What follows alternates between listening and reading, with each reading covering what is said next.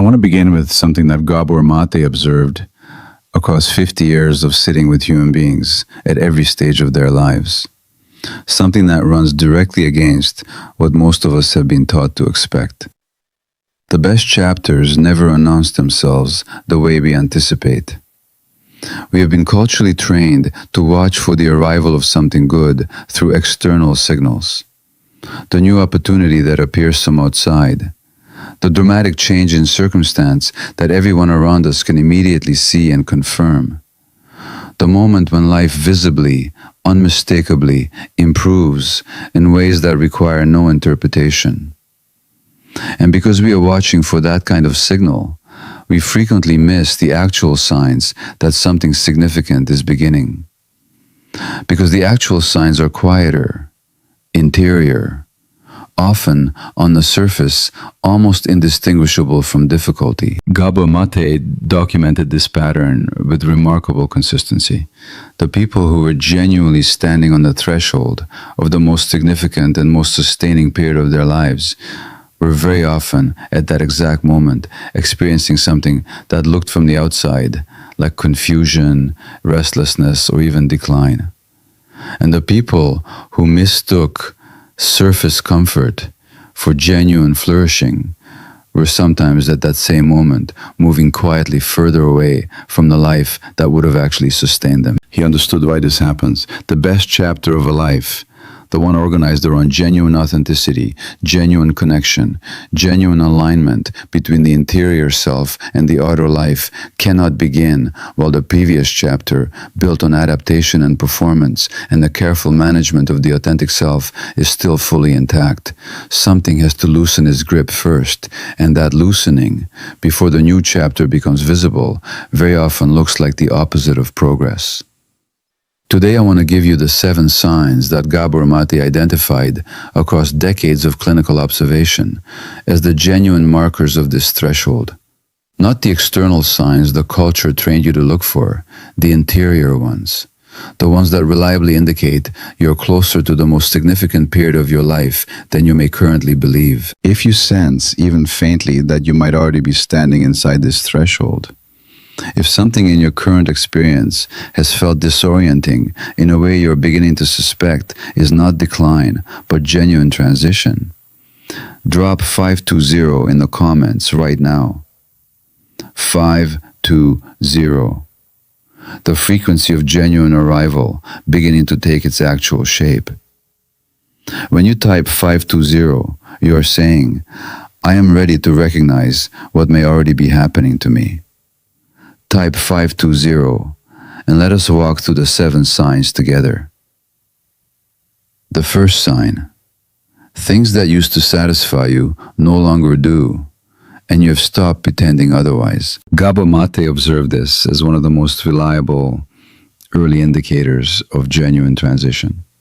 The achievements, the relationships, the patterns of behavior that previously provided an adequate sense of satisfaction begin quietly and then more insistently to feel hollow. Not because something has gone wrong with your capacity for satisfaction, because the part of you that is genuinely ready for the next chapter has begun to recognize that the previous sources of satisfaction were calibrated to a previous version of yourself, the adapted self, the one organized around what was required of you rather than what is genuinely yours. This dissatisfaction often arrives wrapped in guilt, the sense that you should be grateful for what you already have, that the dissatisfaction reflects some character flaw, some ingratitude, some failure to appreciate a life that looks adequate from the outside. Gabor Maté would gently correct that interpretation. He would say, the dissatisfaction is not ingratitude, it is information. It is the authentic self beginning to make itself known by quietly withdrawing its endorsement from a life that, however externally adequate, is no longer fully yours. And here's what makes this sign reliable rather than simply a passing mood. The dissatisfaction that signals genuine transition has a specific quality. It does not resolve through more of the same. More achievement in the old direction does not satisfy it. More effort within the old framework does not quiet it. It persists, specifically, precisely, until something genuinely different begins. The second sign, you find yourself unable to tolerate dishonesty, your own most of all. This is one of the most personally uncomfortable and most genuinely important signs that Gabor Maté observed. As a person approaches the best chapter of their life, their tolerance for the small accumulated dishonesties that the previous chapter quietly required begins to diminish rapidly. The polite agreement with something they do not actually believe.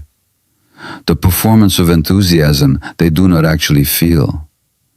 The maintenance of a version of themselves that no longer matches their actual interior experience. This growing intolerance can feel in the moment like instability, like becoming suddenly more difficult, more demanding, less easy to be around than the agreeable version of yourself that others had grown accustomed to. Gabor Maté understood it very differently.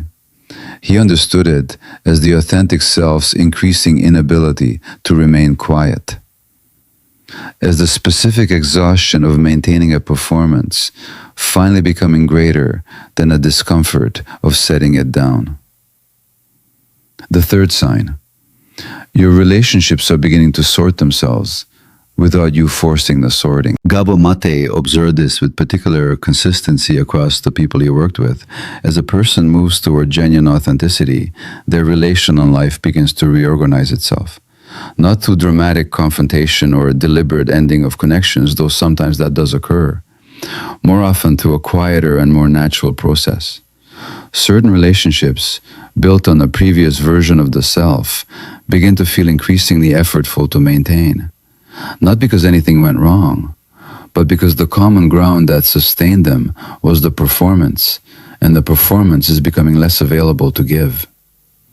And other relationships, sometimes existing ones that suddenly deepen, sometimes new ones that arrive at surprising and unexpected ease, begin to feel more genuinely sustaining than anything available in the previous chapter. This sorting can feel disorienting, even sad. The endings that occur within it are genuine losses and deserve to be honestly grieved as such, not minimized or rushed past. But Gabor Maté would point out that the sorting itself, the relational life reorganizing around who you're actually becoming, rather than who you have been performing for years, is one of the clearest and most consistent signs that something significant is genuinely underway. The fourth sign, you begin to trust your own perception again, after a long period of not trusting it. This sign is subtle and enormously significant. Many people, after years of having their genuine perception dismissed, invalidated, or simply never confirmed by the people around them, develop a chronic uncertainty about whether what they sense is accurate, whether the feeling in their gut about a situation is real information or simply anxiety wearing the costume of intuition, whether the conclusion they have quietly drawn about a relationship or a direction is trustworthy or distorted by old history. Gabor Maté observed that as a person approaches the best chapter of their life, this trust begins gradually to return, not suddenly, through small, accumulating experiences of acting on the internal sense and discovering again and again that it was accurate. This returning trust is one of the most significant developments available to a human being, because it restores access to the most important navigational instrument a person actually has, their own honest, embodied sense of what is true for them. The fifth sign, you stop needing the story to make sense before you're willing to act. This is the sign Gabor Maté connected most directly to genuine forward movement. Most people, particularly those who have spent significant time inside the performed and adapted version of their life, require a coherent narrative before taking meaningful action, a clear explanation, a reasonable account of why this particular choice makes sense and what the expected outcome will likely be. As a person approaches genuine authenticity, this requirement begins quietly to loosen, not recklessly. Gabor Maté was never describing the abandonment of reasonable judgment, but genuinely. The capacity to act from what feels true, even when the full explanation is not yet arrived. The willingness to move in a direction because it is genuinely calling, before the narrative justification has been fully assembled and approved. This willingness is one of the clearest signs of the authentic self's increasing authority over the direction of the life. Because the authentic self does not always operate through narrative. It operates through felt sense, through genuine resonance, through the body's accurate, if not yet rationally explainable, knowing. The sixth sign. Solitude stops feeling like loneliness. Gabor Maté observed this transition with particular tenderness in the people he worked with. For many people, time alone has historically been experienced as a kind of emptiness, the absence of the external validation and external connection that the adapted self has learned, often very young, to depend on for its sense of adequacy. As a person moves toward the best chapter of their life, solitude begins gradually to change quality.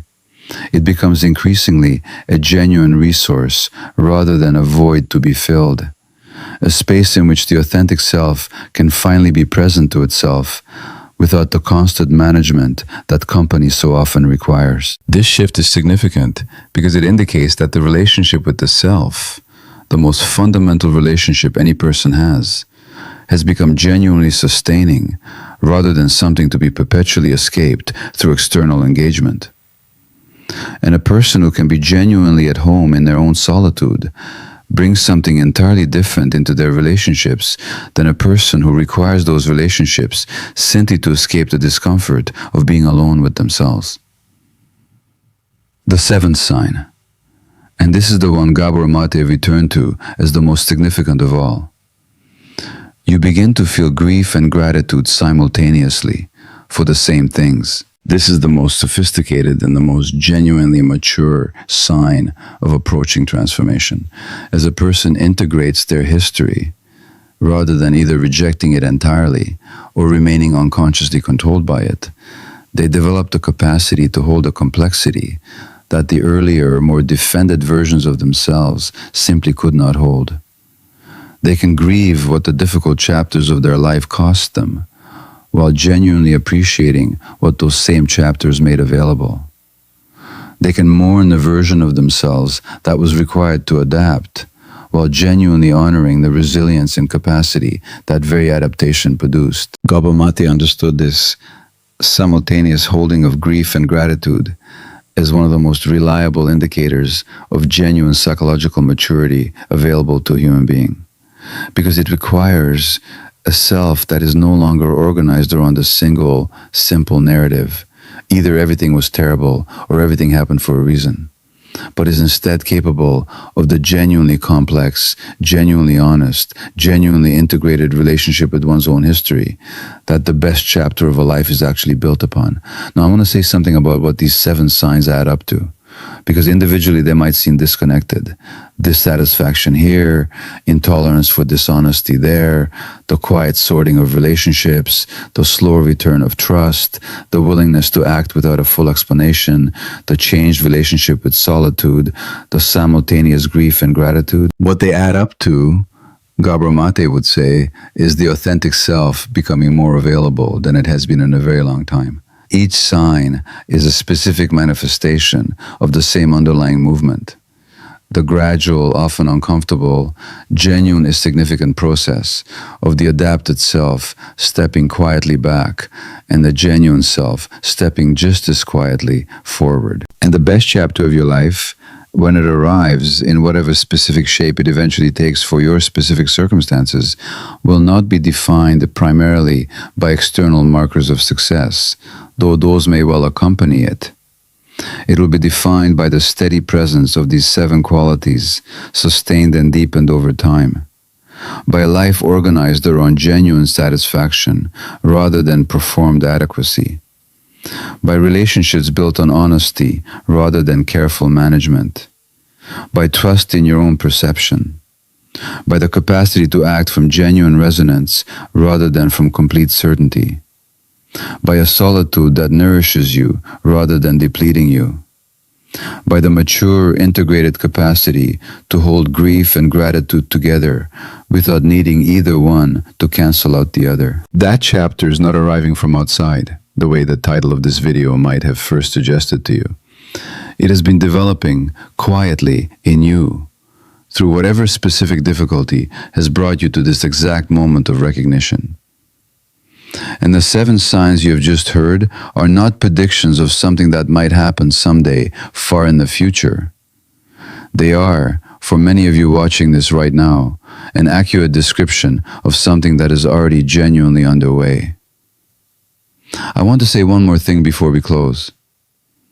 Because Gabor Maté always insisted on the honest, unglamorous truth about how this process actually unfolds, rather than the more comfortable version that simply sounds inspiring. These signs are not comfortable to live inside while they're happening. The dissatisfaction is genuinely uncomfortable. The intolerance for dishonesty genuinely complicates relationships that previously felt simple. The sorting of connections involves real loss alongside real gain. The trust in your own perception returns slowly and with genuine uncertainty along the way.